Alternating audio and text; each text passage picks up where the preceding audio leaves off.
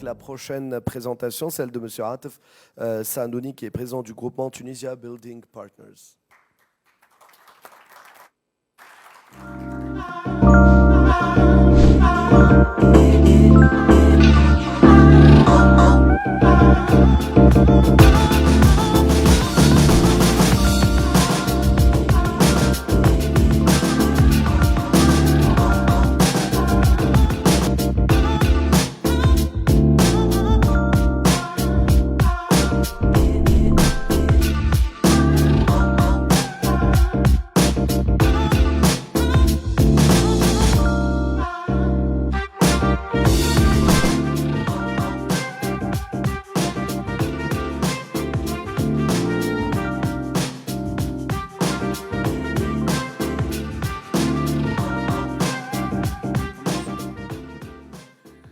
Bonjour tout le monde. Bonjour tout le monde. Je me présente, Atef Sanouni, président du groupement TBP, Tunisia Building Partners. Je souhaite le bienvenu à tous nos invités de l'Afrique en général, que ce soit invités par le CEPEX ou par notre groupement ou par les autres groupements. Vous êtes les bienvenus. Je remercie notamment la GIZ, le CEPEX et toutes les institutions qui ont aidé sur le programme PEMA de le démarrer et de le lancer, notamment à la création des groupements. Alors, notre groupement Tunisia Building Partner a été créé juridiquement en 2019. Je ne sais pas comment. Oui. Je sais pas.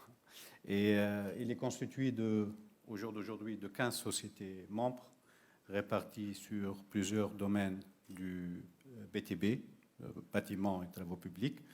Donc, comme vous voyez, des sociétés il y a une certaine synergie entre les produits et services de nos sociétés membres, en partant de menuiserie et du bois et de l'aluminium, tout ce qui est sanitaire, tout ce qui est robinetterie, la partie électrique, la partie construction, matériaux de construction en général, que ce soit du fer marchand ou d'autres matériaux de construction. Dans l'électricité, donc le lighting, les transfos, les disjoncteurs, tout ce qui est énergie renouvelable, aussi dans le groupement, les chauffe-eau solaires, les services, l'installation photovoltaïque et la construction autant qu'un service en général. Donc, je repasse encore une fois. Donc, les produits. Les produits sont, comme vous voyez, assez synergiques. On a essayé de développer une offre complète, notamment pour le bâtiment. Et d'ailleurs, on a percé sur des projets de construction en Afrique. Donc, voilà, je passe pour...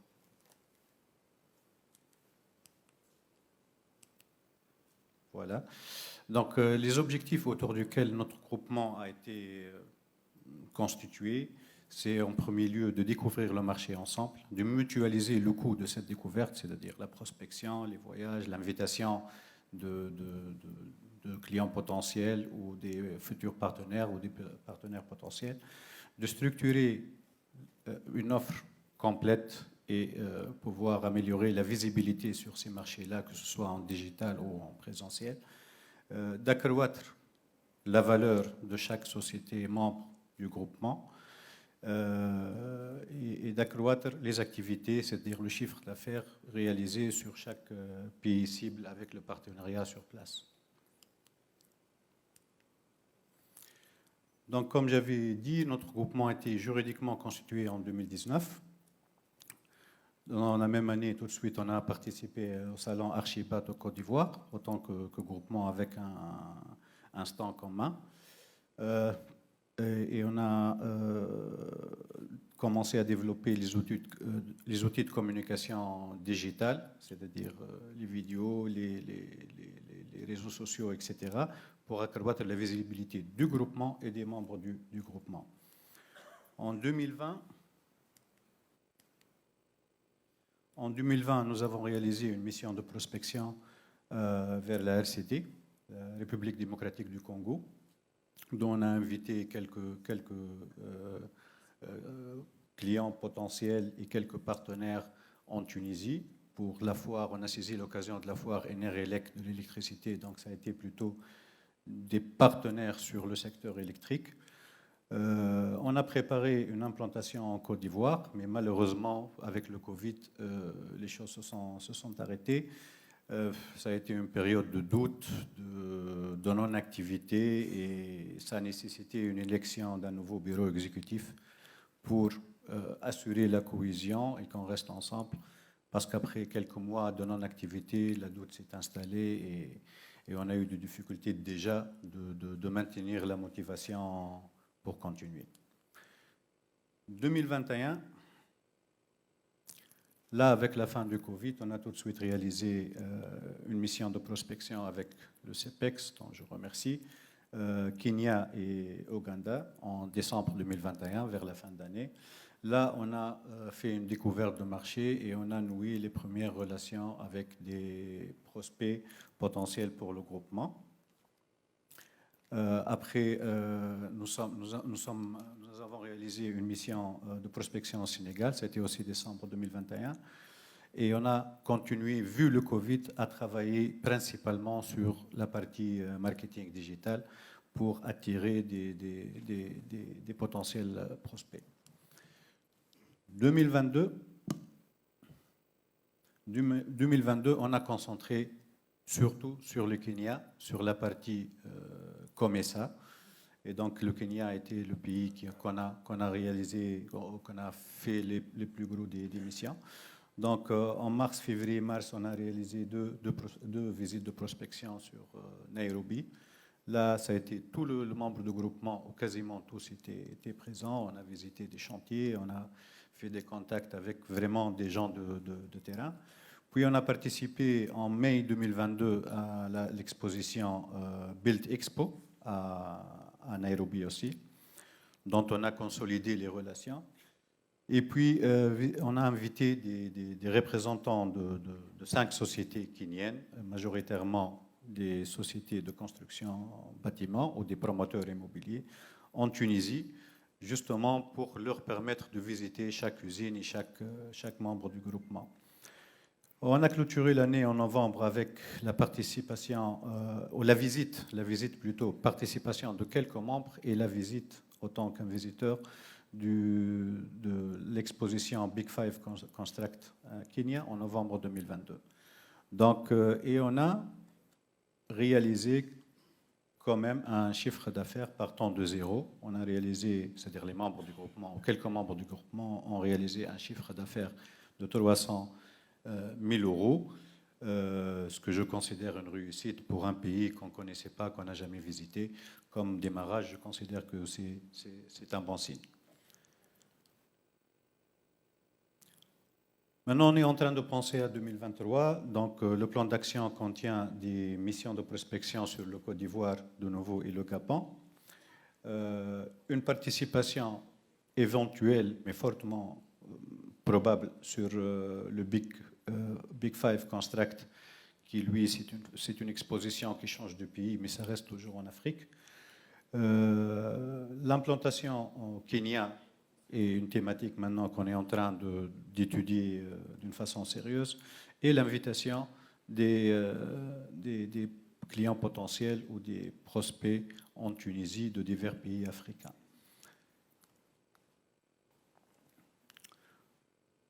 Le souci ou notre intention, c'est de garantir surtout la pérennité de ce groupement.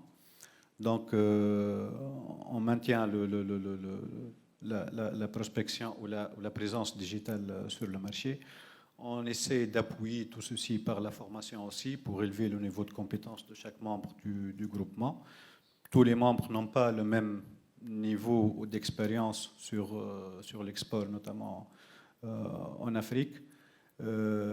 Et les ressources humaines, on voudrait bien renforcer, on planifie de renforcer l'équipe en ressources humaines du TPP, l'équipe qui travaille sur tout ceci. Voilà, donc ça a été une présentation du groupement avec ce qui s'est passé, avec ce qu'on veut faire. Et nous comptons beaucoup sur l'apport de la GIZ et de toutes les institutions aussi nationales pour supporter ces intentions, en espérant que la présence et les opérations d'export ne soient pas des opérations spot, mais plutôt des opérations à long terme et répétitif. Je vous remercie, merci beaucoup. Merci tout le monde. Justement, qu'est-ce qui fait que c'est plus intéressant d'y aller en groupe aujourd'hui, surtout dans votre secteur? Alors, comme a dit M. Mokhtar, le bon proverbe africain qu'il a cité, donc si on veut aller plus loin, il vaudrait mieux partir en groupe. Chaque groupement a des membres qui n'ont pas le même niveau d'expérience sur l'export vers l'Afrique. Il y a des sociétés qui ont déjà des implantations et il y a des sociétés où l'export vers l'Afrique est encore dans une phase embryonnaire. Donc rien que d'échanger les expériences et de partir ensemble, en moyenne, ça peut pousser tout le monde et motiver tout le monde d'y partir. Bien sûr, chaque groupement connaît aussi des nouveaux entrées de membres, mais aussi des départs, parce que des fois, on découvre qu'on n'est pas encore prêt pour pouvoir exporter vers l'Afrique. Notamment, les sociétés tunisiennes sont connues surtout à fabriquer un produit européen avec des standards assez élevés, ce qui pose des fois des problèmes au niveau de prix sur certains marchés. Donc il y a la nécessité de s'adapter à ce marché et ce n'est pas évident pour tout le monde. Donc je reviens sur la question.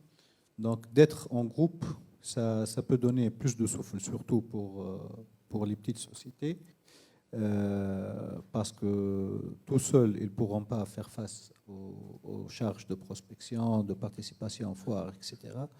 Mais ça profite aussi pour les grandes sociétés qui sont forts sur un site ou sur un pays, mais ne sont pas sur un autre pays.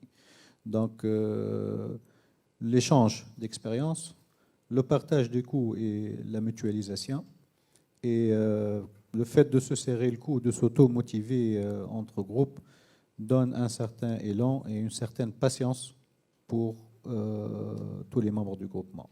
Voilà. Exactement. Alors, par rapport à la question des pérennités des groupements, le Get IT est un exemple dont on peut apprendre beaucoup par rapport à comment un groupement peut être efficace pendant 2 décennies. Le mécanisme des prises de décision, si jamais ça dépasse 20 ou 30 entreprises, nous c'est maintenant qu'on est en train de repenser et de proposer des mécanismes en vue d'assurer la pérennité du groupement, parce qu'au jour d'aujourd'hui, il y a des financements grâce à la GIZ, etc. Mais la question, le jour où il n'y a plus de PMA 1, 2, 3, comment qu'on va garantir la pérennité du groupement? Donc, je voulais dire par ça que le Get IT pourra être un modèle à suivre peut-être pour nos groupements qui sont assez jeunes quand même. On est créé en 2019 par rapport à 2005. Juste une note, j'ai voulu aussi remercier les représentants commerciaux de la Tunisie sur les divers pays. Nous, au Kenya, on a eu vraiment un support extraordinaire de M. Slim Yahya, qui nous a vraiment aidé à organiser l'émission, etc. Donc, tous mes remerciements à tous les RCT de la CEPEX. Alors, très rapidement, comme ça, je reviens une bonne fois pour toutes pour ce côté-là du panel. Saïmed, justement, comment vous réajustez à chaque fois, comment vous réadaptez? Merci, c'est Mokhtar. Moi, je suis plutôt partisan d'avoir au moins deux pays cibles à cibler, parce qu'il n'est pas forcément... Au moins. Parce qu'il n'y a pas forcément un seul pays qui va permettre à tous les membres d'avoir des opportunités.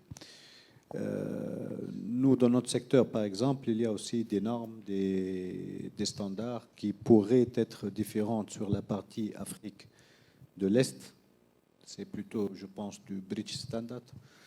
Donc, il y a des membres qui ne peuvent pas adapter rapidement leur gamme sur ces pays-là. Du coup, la deuxième, il faut donner aux autres une chance de choisir aussi une deuxième destination. Donc, plus que deux, peut-être aussi, ça sera une répartition efficace d'énergie et de ressources. On a parlé chacun de synergie en ce moment, mais il y a un potentiel aussi de créer des synergies entre les groupements, femmes, GTIT, bâtiments, health, agroalimentaire, etc., taste. Donc oui, je pense qu'il y a des synergies qui peuvent être créées. Bon, nous, dans notre secteur, on est peut-être le groupement qui a le moins de femmes, mais heureusement, on a Madame Hosn Moujoud, dirigeante d'entreprise avec nous, et Madame Ameni, notre back-office et assistante de bureau exécutif qui est là. Donc, je pense qu'il y a des possibilités de créer des synergies entre groupements. Donc, après un plan d'action, c'est quelque chose que ça se discute, qui doit profiter au maximum de membres. Et il est clair, s'il y a un ou deux membres qui ne trouvent pas d'intérêt sur plusieurs itérations, sur plusieurs destinations, il est fort probable qu'ils vont quitter le groupement. Et ça, c'est une chose qu'il faut accepter, qu'il y a des nouveaux entrées et des sorties. Si on ne trouve pas notre intérêt dans le groupement, ça finira par quitter. Hein. Donc, voilà. Merci. Donc, le partenariat doit également s'étendre au niveau du transfert de compétences, que ce soit dans le domaine de l'IT, de l'agroalimentaire, de la santé, des BTP, ainsi de suite. Donc, voilà un peu ma contribution. Merci beaucoup. Merci. Est-ce qu'on va...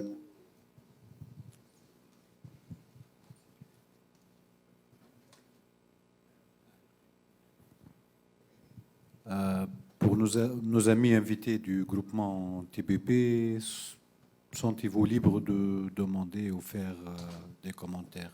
To our friend invited from Rwanda and Kenya, from TBP, feel free please to ask question or to make a comment so that we can answer to your questions. Welcome.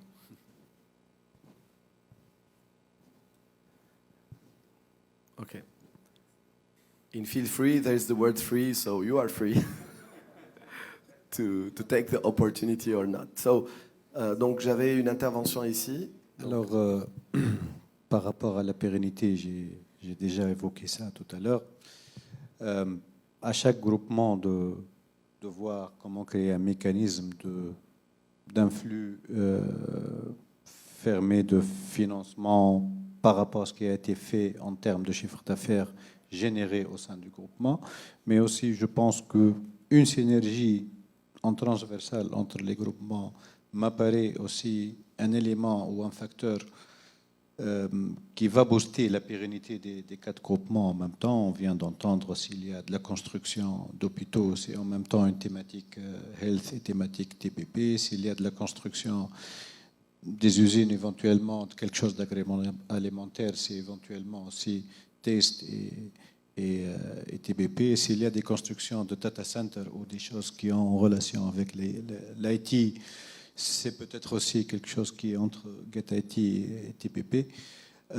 Nos produits demandent un circuit logistique efficace, à part les vols, mais aussi le côté logistique doit être vraiment optimisé. Et ça, c'est une affaire de l'État et du gouvernement. Mais on reste positif et on est en train déjà de travailler sur plusieurs concepts et simulations sur comment garantir la pérennité. D'ailleurs, je remercie notre directeur exécutif Bassem Ben Mahmoud et Madame Ameni, notre coordinatrice, qui s'occupe de cette thématique et qui présente les choses à chaque réunion qu'on fait pour avancer sur ça. Merci.